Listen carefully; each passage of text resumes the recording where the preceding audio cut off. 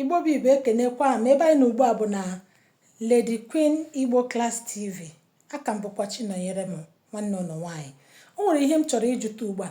Ọ na-eme nwatakịrị gụọ akwụkwọ, nwatakịrị banyere ụlọ akwụkwọ bọta activity ọgụọ oruo activity 3 ya bazie Nursery 1.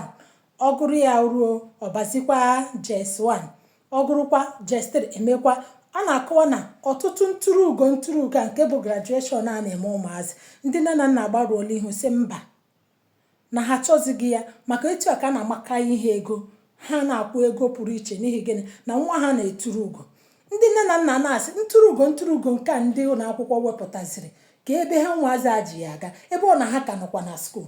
Ha gụchakwa activity ahụ baa Nursery 1, ha ka nọkwa na skuul, ha abịa mee ntụrụugo. Ha gụchakwa Nursery 3, ha bakwa JS 1 Basic 1, ha abịa mekwa ntụrụugo ha ji aba JS 1.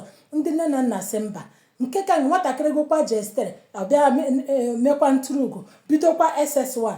Ndị nne na nna sị mba amaghị m gị nwe onye na-aṅa m ntị ka ebe ịkwụ ọ kakwa mma na ikwuru nke gị ka ọ ga-awụ na gọọmenti ga na-anụ ya na ndị nne na nna ekwuolu ya n'ezie wara awa sị mba na ha achọghị ọtụtụ ntụrụugo ndị a na-enye ụmụ ha na ọ na-efu ha ọtụtụ ego. Ama m gwa m na ebe o nyere ohere ide ihe iche n'ọnọdụ a. Ị na-eche na ntụrụugo a na-eme ụmụaka na ọ dị mma?